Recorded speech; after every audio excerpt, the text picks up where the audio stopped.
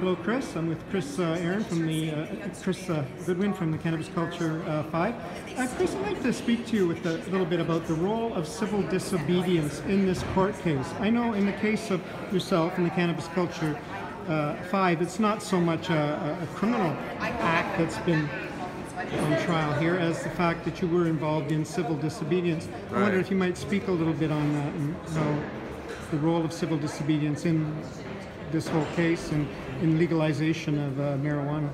Well, current debate. For the last 20 years of my life, I believe civil disobedience is the only way that we can change an unjust law. So by openly breaking the law, you expose the community to the injustice, and everything else comes to light.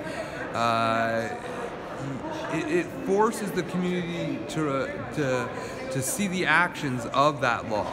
So, especially if it's something that's non-violent and peaceful, and you do it openly and honestly, it doesn't matter what the punishments are, because you can topple a law if just 5% of people are openly violating it. So, I've been an acolyte of Mark Emery for all these years, and I've looked back throughout history at other people that have fought unjust laws, and going through the political or even the court system is not always ideal. It's slow and arduous, where I think it's if you can take it, of course, it's a much more fun life even to openly disobey these laws. So, and obviously I believe it's worked. I believe the civil disobedience campaign of the cannabis culture has been one of the most effective law-breaking campaigns of the last 50 or 100 years. So up there with some of the civil rights legislation and the gay rights movement, and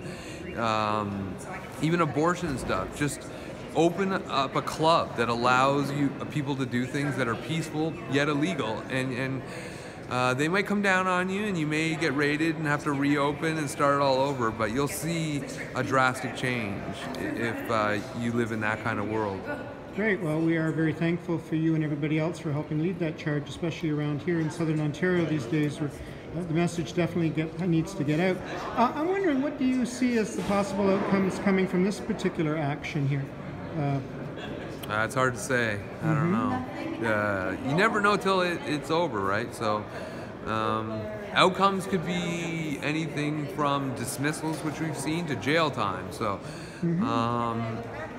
I'm hoping for the best. So. And how would this tie in with your own political philosophy? You told me that you're objectionist.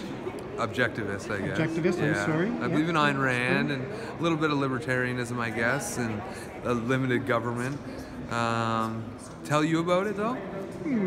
How it relates specifically to this case might be insightful if we could just see, like, why would this be the prime mover for you in getting involved and feeling that it was important to take this stand and to follow it through like this, where many others won't, hey? They quickly disappear from the good fight once the going gets tough there. I guess so.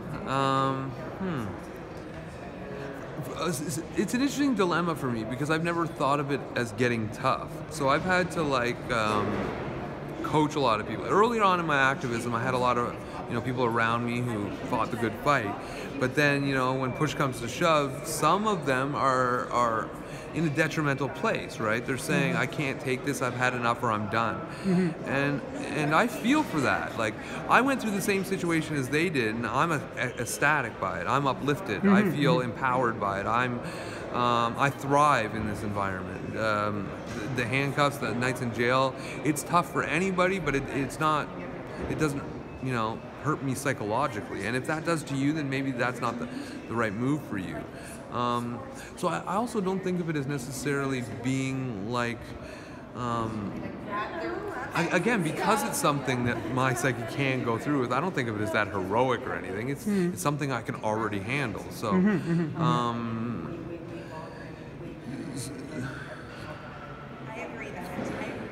so I'm not sure how other people would feel about it necessarily. I do have these political beliefs, but it's only half of my actions, right? I am an objectivist who does believe in a smaller government, and I do believe that some of these actions in civil disobedience will bring that effect, I hope. You know, the entire war on drugs is a colossal injustice on an Right. enormous scale. It's Right. $50 billion a year in Canada, probably $500 billion in the U.S. Like, when we remove prohibition, we reduce the size of government's impact to create an injustice, right? Yeah. So, and I'm a fan of that. So I would encourage more people, if they have it within themselves, to take those actions. Great. All right. Well, thank you very much, Chris. Keep up the good work, and Thanks. hope everything goes well.